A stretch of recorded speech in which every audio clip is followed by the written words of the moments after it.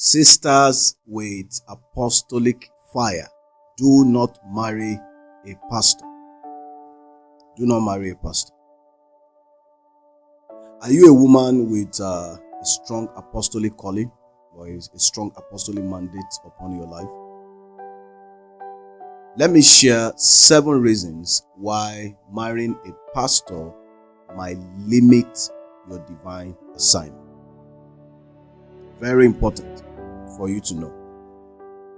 Number 1 of that reason is the fact that you have a different mandate.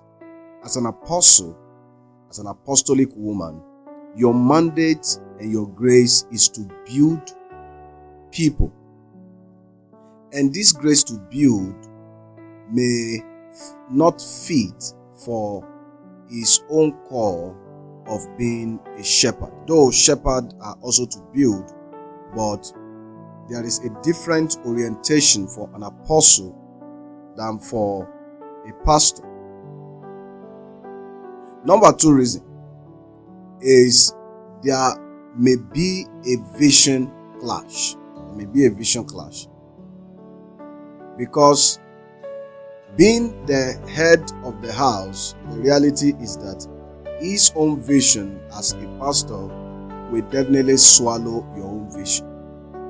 There is no way you will be able to convince your husband, who is mindset is a mindset of a pastor, meaning is a church person, church growth. If there is no maturity on the side of that man, let me state that one clearly. If there is no maturity on the side of that man to actually understand your apostolic mandate, there is going to be vision clash. So it takes a lot of maturity for a man who is a pastor to be able to cope with the mandate of an apostolic woman. Number 3, there is going to be spiritual frustrations. Why? Because apostle moves most of the time. Their mandate is to move. You can't stay in one place for a very long time. Pastor maintain. Pastors want to see more members in their church. Pastors think of church expansion, more membership. Whereas the nature of the apostolic mandate is to bless and release, impact and release. That's the nature of an apostolic ministry. So you don't keep people for so long. Make impact in their life and then you release them. So being an apostolic woman with an apostolic mandate, getting married to a pastor, there is going to be spiritual frustration. Number 4 is jealousy. If the pastor is not matured, there is a level of grace that an apostle carries.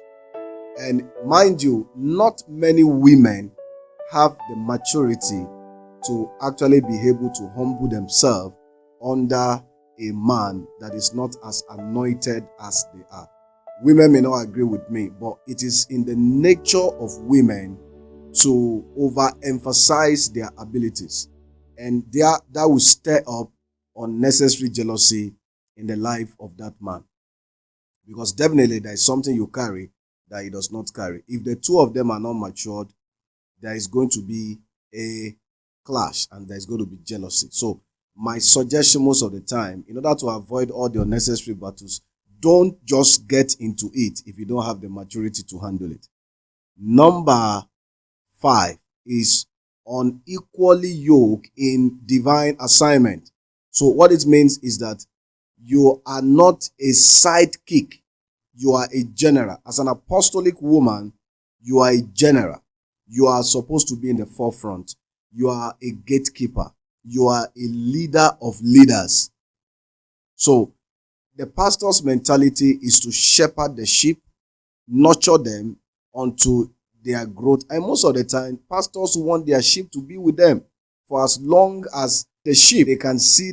He wants his church member to get married in his church, give birth to their children in the church, whereas an apostle, the mentality is different. You can't keep people for so long. Just bless and release. Number 6, church politics. Apostles are not wired to handle church politics, to be able to deal with church politics. All those administrative wahala and all those crises and other stuff that comes with church matter that may frustrate you as an apostolic woman in the ministry of that pastor. Mind you, there is a level of intentionality required in case you find yourself in a relationship whereby you are the woman with an apostolic mandate and your husband is a pastor. If it's on the other side, maybe the man is the apostle, there is a little bit some kind of difference, because it is easy for a woman to quickly adapt to the nature of the ministry of her husband. So because of that, you might end up losing your apostolic touch. If you are an apostle and you marry a pastor, you end up losing your apostolic church, and that will bring crisis into your marriage. Lastly, there is going to be destiny delay. Why? You have to understand that every wrong marriage always leads to a minimum of 10-year delay in your destiny. So if you are an apostle, you are an apostolic mandate carrier, before you say yes to that relationship, think about this 7 things. God bless you.